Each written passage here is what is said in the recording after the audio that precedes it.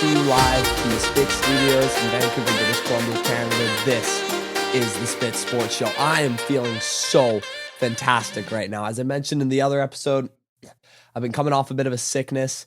Today was the first day I've finally been able to get back into a routine. I was able to go to the gym. I had a really good day at university, at college, just feeling overall great. And I saw this story that I was so excited to talk about. Everything really clicked today, but I don't think everything is going to click for the New York Jets, which is who we're talking about today. So my fellow Canadian, the great Ryan Reynolds, once said, very famous quote, "When you have expectations, you are setting yourself up for disappointment." Shannon Sharp, one of my favorite media personalities, said something like, "The greatest killer of potential is expectations." Keep that in mind when I read these next few quotes. So DJ Reed, veteran cornerback, by no means a top defender on this team, but he is a starter, said, he said, "I think we have the potential to be the best defense in the NFL," Reed said. Okay, not bad so far.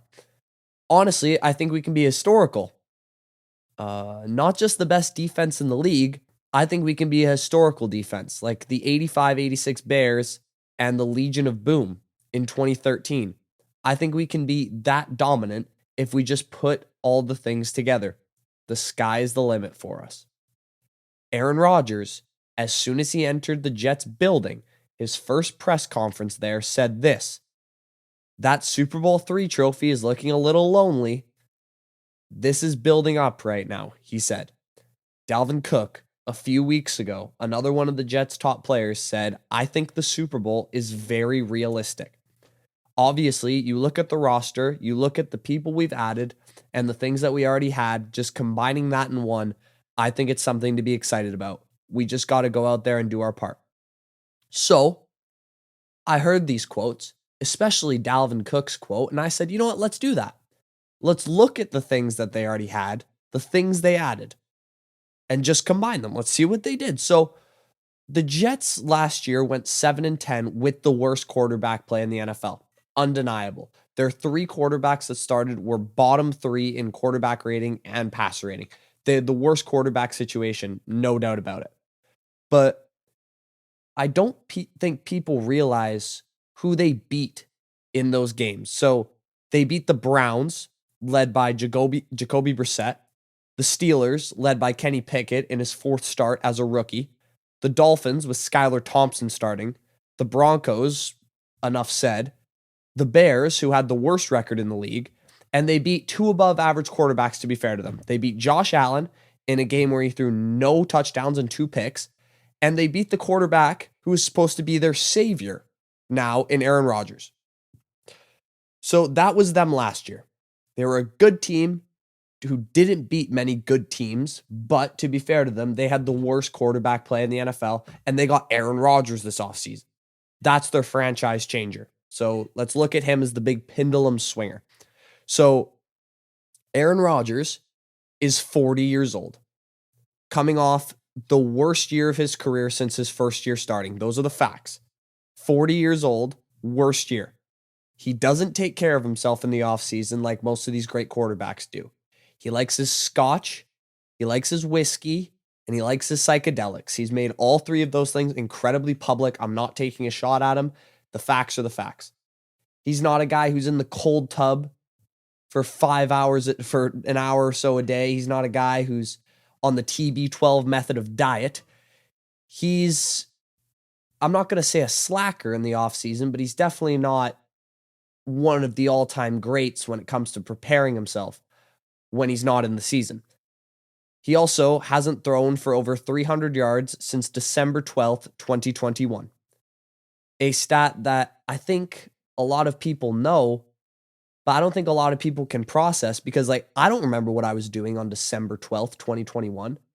I was in grade 10, probably worried about some physics tests. Now I'm in college. It's a big change from then to now. He hasn't thrown for 300 yards since that date.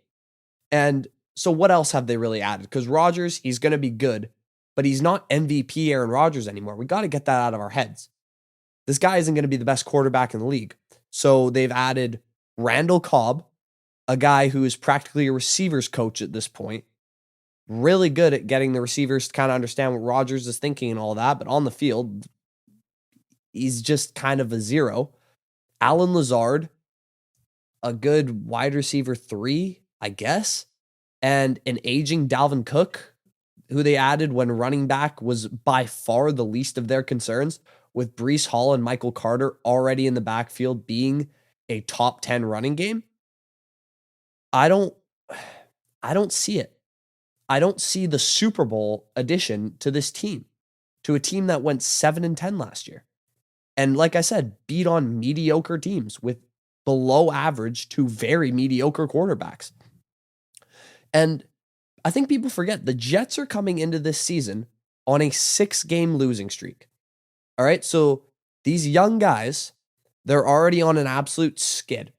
So mentally, they need to recover from that. They need to get some wins quick, especially with these kind of expectations on them. Super Bowl expectations set by, to start, their quarterback, set him as soon as he got in the building, and everyone else has just kind of repeated the same thing since he's got there.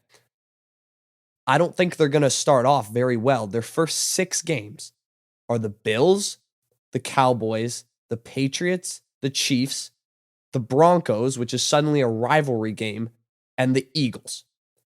They probably go 2-4 in that stretch, realistically. And with Rodgers being known as a guy who can get, let's say, frustrated with his teammates' lack of communication, wrong routes, stuff like that, that's probably going to happen early in the season with receivers who he's never played with before.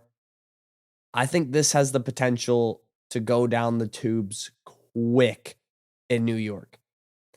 All of these Super Bowl expectations set by the team, the New York media, which everybody knows is probably the most ruthless and on your butt media in the world. Hall of Fame quarterback coming into a situation that needs a quarterback, and if it doesn't work out early, I think the team is going to collapse. And I don't think Saleh is a strong enough willed head coach to bring it all together. He's not proven. He's 15 under 500 right now, 15 losses under 500. We know he's a good defensive coordinator, but as a head coach, he hasn't proven anything. And that's what the Jets need. They need a strong head coach to keep this team together when they expectedly start off slow. Don't think they have that. Rodgers has proven a million times that he's not Brady. Brady, when he came to the Bucs started off 4-6. But with his leadership, with his intangibles, and with Bruce Arians as the head coach, who had already proven himself as a Super Bowl head coach, they were able to turn it around. The Jets don't have that kind of personnel. And when you get off to a rough start like that after 6 games skid to end off the season, plus the expectations set by you and the media and all of your fans who are expecting at least a playoff team, I think those expectations are going to make them collapse. And Aaron Rodgers, we know when he has pressure on him, not just in the pocket, but in general, he's not great with it. Last few NFC Championship games against the Niners, hasn't played well. Last few NFC Championship games, period. Against the Falcons, he didn't play great. Obviously, the ones against the Niners were brutal.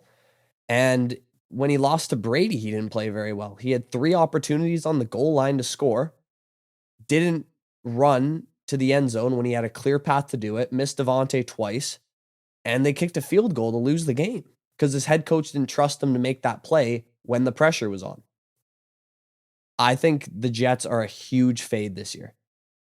And the amount of pressure they have on their young team and their quarterback who doesn't do well with pressure, I think is a recipe for absolute disaster. The only way that these expectations don't collapse them is if their head coach keeps them stable. They don't have that. Overall, I think the Jets are maybe the most overrated team coming into a season I've ever seen by both themselves and the general public. I think the Jets go 8-9, 7-10, and we look at this season as an abject disaster. But the thing is, for the Jets, even if they go 10-7, if 9-8, that's the best season they've had in 15 years. But it won't matter because their expectations are so high. People are going to expect even more than that. The Jets are positioned to fail. And when that happens, you just kind of have to listen to what the universe is telling you. Everything that's happening to the Jets is saying that they're not going to be able to reach these expectations. And with that quarterback and that coach, you can't say anything different, in my opinion. Anyways, thank you again so much for listening. I want to know, do you guys think I'm crazy? What do you guys think the Jets' record is going to be this season? Do you think Rodgers is going to have a bounce back year at 40 years old? Please let me know. As always, the Spit Show comes out every other day. Thank you all so much for listening and watching. The support on the show for the past couple weeks has been unreal. I've been having so much fun making these episodes and trying to entertain you guys with knowledge and just talking about sports, which I love doing. So thank you all so much, and I'll see you in the next one. Peace out.